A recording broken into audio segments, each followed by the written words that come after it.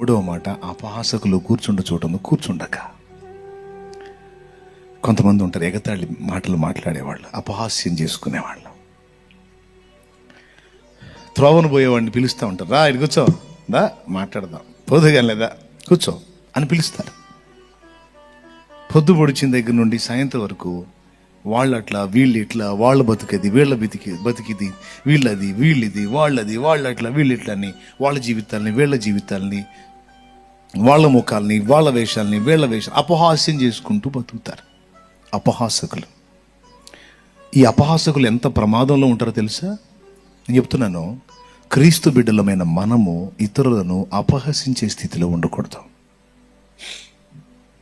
అపహాస్యాస్పదంగా అవతల వాడు కనిపించినా మిగిలినలాగా మనం అపహాస్యం చేయకూడదు. టైం అనుకోకపోతే ఇదే సందర్భంలో ఇంకో మాట చెప్తాను. రోజు పాస్టర్ గారు ఫ్యామిలీతో,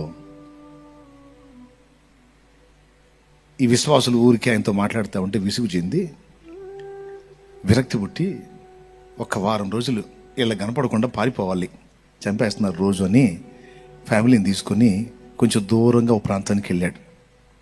కాస్త మంచి పర్యావరణం, హోటళ్ళు అంత బాగుండేటువంటి ప్రదేశానికి. రియల్గా జరిగింది ఇది. ప్రశాంతత పాపం సేవకులకు ఉంటుందండి, కొద్దిగా ఒత్తిడిని బట్టి, పని ఒత్తిడిని బట్టి ప్రశాంతత. దేవునికి సమయం ఇవ్వాలి, సంఘానికి సమయం ఇవ్వాలి, అదే సమయంలో కుటుంబానికి కూడా సమయం ఇవ్వాలి. కాబట్టి భార్య బిడ్డను తీసుకొని వెళ్ళాడు. ఓ హోటల్లో కూర్చున్నాడు. హోటల్ ఎలా ఉంటుందంటే బిల్డింగ్ కాదు, ఓపెన్ హోటల్, కొంచెం అఫీషియల్గా ఉంటుంది. ఒక గార్డెన్ ఉంటుంది, మధ్యలో టేబుల్, చుట్టూ రౌండ్ చైర్స్, మధ్య మధ్యలో చెట్లు, బాగుంటుంది. కూర్చొని భార్య బిడ్డలతో కొంచెం సంతోషంగా ఆర్డర్ చేసుకున్నాడు ఏదో తిందామని. ఆర్డర్ చేసింది ఇంకా రాలా. అమ్మయ్య, ఇక్కడ నన్ను ఎవరు గెలిచారో, ప్రశాంతత దొరికింది అమ్మయ్య అనుకుంటున్నాడు. ఈలోపు ఒక ఆయన, ఒక పెద్ద ఆయన అక్కడక్కడ మాట్లాడుకుంటా ఆ టేబుల్ దగ్గర వాళ్ళని, ఈ టేబుల్ దగ్గర వాళ్ళని పలకరించుకుంటా వస్తున్నాడు. అమ్మ, వీడెవడో వస్తున్నాడు, నా దగ్గరికి కూడా వస్తాడేమో, కాసేపు నా దగ్గర కూడా మాట్లాడతాడేమో. టేబుల్ దగ్గర 1 నిమిషం 2 నిమిషాలు గడుపుతున్నాడు. ఇతను వచ్చి నాతో మీటింగ్ వేస్తాడేమో అని రాకుంటే బాగుండు అనుకుంటున్నాడు. కానీ అతని టేబుల్ దగ్గర కూడా వచ్చాడు. అండి, వందనాలు, మీరు ఎక్కడుంటారు, ఏం చేస్తారు అంటే, నా సంగతులు వీడికి ఎందుకో అని మనసులో అనుకొని, నేను పాస్టర్నండి, నేను సేవ చేస్తాను, ఈరోజు ఫ్యామిలీతో ఇలాగ ప్రశాంతంగా వచ్చాను, ప్రశాంతత కోసం వచ్చాను అన్నాడు. ఓ సంతోషం. మనుషుల్ని తీర్చిదిద్దే వ్యక్తులు అన్నమాట, జీవితాలను మార్చేవాళ్ళు. వందనాలండి. పాస్టర్ గారు, మీకు ఒక కథ చెబుతానండి అన్నాడు. కథ? ఇప్పుడు నీ కథలే ఆడ వినేదిరా బాబు నేను. కథ అంటే నా దగ్గర ఎంత టైం తీసుకుంటుందో అని. అది అంటే పెద్ద కథ కాదు సార్, చిన్నదే, మీకు నచ్చింది కూడా. ఒక బాబున్నాడు. వాళ్ళ అమ్మకి పెళ్లి కాకముందే పుట్టాడు. ఎవరో వాళ్ళమ్మని అలాగా పాడు చేసి కన్నారో లేకపోతే ఇంకో రకంగా కన్నారో తెలీదు, మొత్తానికి అలా పుట్టాడు బాబు. కొన్నాళ్ళకి వాళ్ళ తల్లి చనిపోయింది. వాడు ఒక్కడే ఉంటాడు. వాళ్ళ అమ్మ ఉన్నప్పుడే ఆ బాబుని అందరూ మీ నాన్న పేరేంటి అని అపహాస్యం చేసేవాళ్ళు. అబ్బో, ఇదేదో సాడ్ స్టోరీ లాగుంది, ట్రాజడీ లాగుంది, ఏదో బాగానే ఉందని వినటానికి మొదలుపెట్టాడు. పాపం అబ్బాయి రోజు ఏడ్చుకునేవాడు. ప్రతి ఒక్కళ్ళు అబ్బాయిని చూస్తే తన తోటి వాళ్ళు, పెద్దోళ్ళు అపహాస్యంగా, రే మీ నాన్న పేరేంటి అనేవాళ్ళు. వాళ్ళ ఉన్నప్పుడు వాళ్ళ అమ్మ చెప్పుకునేవాడు, వాళ్ళ అమ్మ ఓదార్చేది. కొన్నాళ్ళకి వాళ్ళ అమ్మ చనిపోయింది. ఒంటరి మిగిలిపోయాడు. తెలిసిన వాళ్ళ దగ్గర బ్రతుకుతున్నాడు. స్కూల్కి వెళ్తే స్కూల్లో అదే అడిగేవాళ్ళు ఆ బాబుని, మీ నాన్న పేరు ఏంటి అని. బజార్లోకి వెళ్తే అక్కడ అడిగేవాళ్ళు, మీ నాన్న పేరు ఏంటి అని. తన నాన్న ఎవరో తనకు తెలియదు. తన తల్లి తప్పు చేసిందో ఒప్పు చేసిందో మొత్తానికి తను పుట్టాడు. ఈ అవమానాలు తట్టుకోలేక ఆ బాబు చాలాసార్లు ఒంటరి కూర్చొని ఏడ్చుకున్నాడు, చచ్చిపోదాం అనుకున్నాడు. ఆఖరికి చర్చికి వెళ్తే చర్చిలో ఫాదర్ కూడా, సేవకుడు కూడా, మీ నాన్న పేరు ఏంటి అని అపహాస్యం చేసి అందరితో పాటు తను కూడా నవ్వేవాడు. చర్చికి వెళ్ళటం మానేశాడు, స్కూల్కి వెళ్ళటం మానేశాడు. రోజు ఇంట్లో కూర్చొని బయటికి ముఖం పెట్టాలంటే ఈ ప్రశ్న అడుగుతున్నారని మనస్సాక్షి కలిగిన ఆ బాబు ఏడ్చుకుంటా ఉండేవాడు. ఓ రోజు ఆ చర్చిలో సేవకుడు మరి క్రొత్త సేవకుడు వచ్చాడని తెలుసుకొని, ఆయనన్నా తనను ప్రేమగా పలకరిస్తాడేమో, అపహాస్యం చేయకుండా ఉంటాడేమో అని సేవకుడు మారాడని తెలుసుకొని అక్కడికి వెళ్ళాడు. ఆ రోజు కూడా దారిలో అందరూ కనిపించినప్పుడు, మీ నాన్న పేరేంటని అపహాస్యం చేశారు, ఏడ్చుకుంటానే వెళ్ళాడు. ప్రేయర్లో కూర్చున్నాడు, అక్కడ కనబడ్డ వాళ్ళు అపహాస్యం చేశారు, మీ నాన్న పేరేంటని మౌనంగా ఉన్నాడు. ప్రేయర్ అయిపోయింది.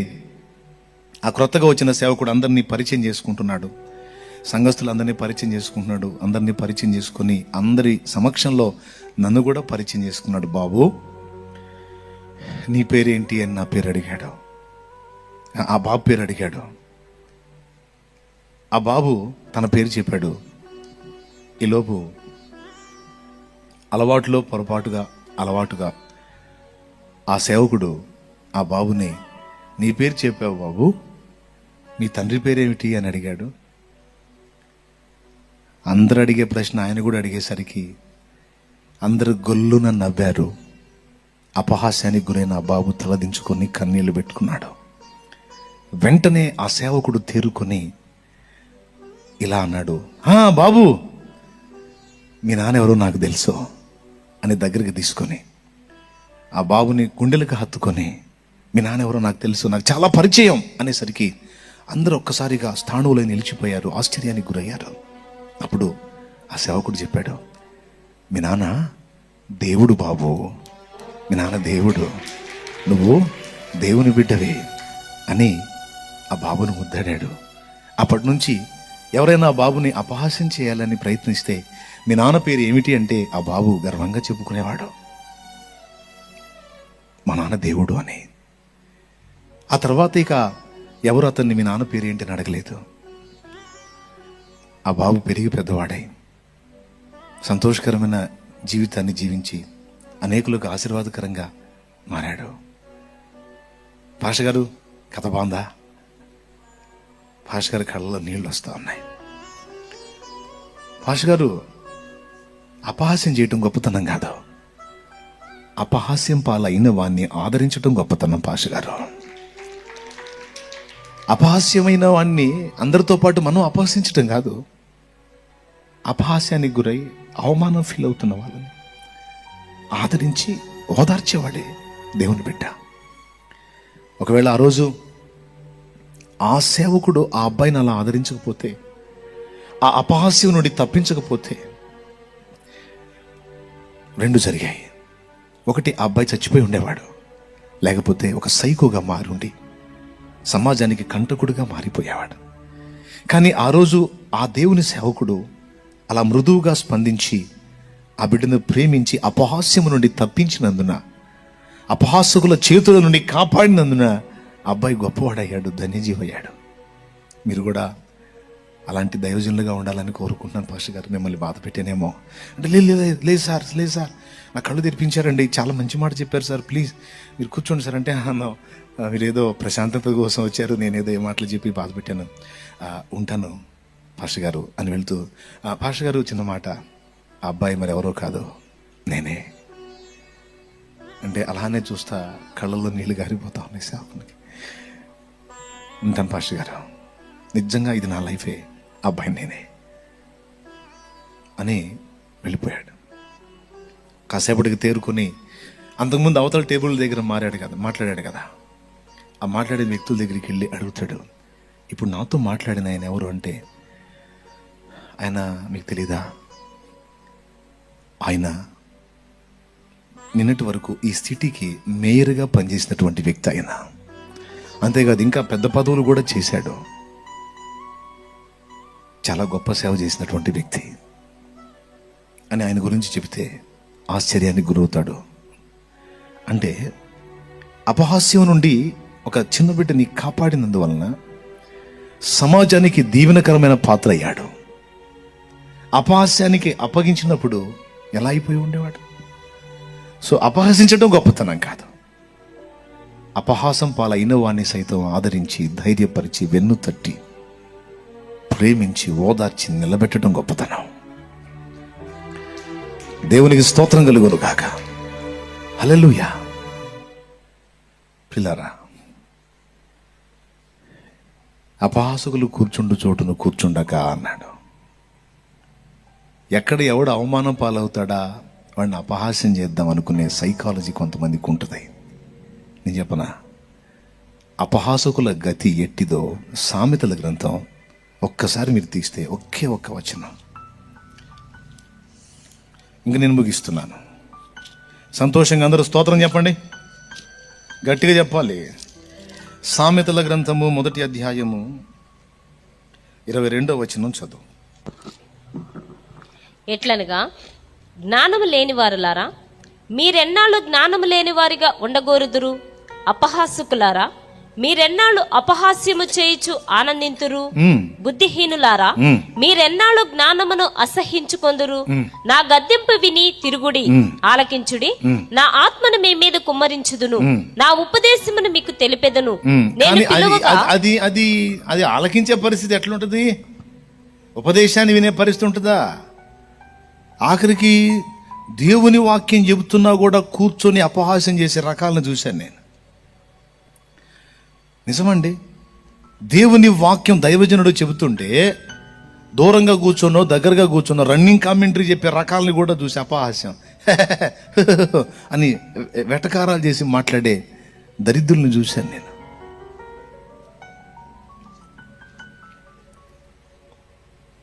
అపహాసకులారా, మీరు ఎన్నాళ్ళు అపహాస్యం చేసి ఆనందిస్తారు? చూడు మీ గతి ఏమైద్దో అని అంటున్నాడు. చూడండి కింద చదువు. నేను పిలువగా మీరు వినకపోతిరి, నా చేయి చాపగా ఎవరునూ లక్ష్య పెట్టకపోయిరి. నేను చెప్పిన బోధ ఏమియు మీరు వెనక త్రోసివేసితిరి. నేను గద్దెంపగా లోపడకపోతిరి. కాబట్టి మీకు అపాయము కలుగునప్పుడు నేను నవ్వెదను. అరే అబ్బాయి, ఎదుటి వాళ్ళకి బాధ కలిగి వాళ్ళు బాధలు పడుతున్నప్పుడు మీరు అపహాస్యం చేశారు కదా, మీరు నవ్వుతున్నారు కదా. అవతల వాళ్ళు నానా ఇబ్బందులు పడుతున్నప్పుడు ఆ గతి మీకు వచ్చింది. అప్పుడు నేను నవ్వుతానని దేవుడు మాట్లాడుతున్నాడు. తర్వాత చదువు. మీకు భయము వచ్చినప్పుడు నేను అపహాస్యము చేసేదను. గదు అపహాసకులందరూ అపహాస్యం పాలవుతారు. దేవుడే అంటున్నాడు నేను నవ్వుతాను. దేవుడే అంటున్నాడు నేను మిమ్మల్ని అపహాస్యం చేస్తాను. ఎంత దారుణమైన విషయమో చూడండి. కాబట్టి ఈ దరిద్ర గుట్టు మనస్సు మన దగ్గర ఎప్పుడూ ఉండకూడదు. అపహసించటం అనేది ఎంత ప్రమాదకరమైన తత్వమో గుర్తుపట్టండి. అపహాస్యం చేయడానికి ట్రై చేస్తే మనం అపహాస్యాల పాలవుతాం.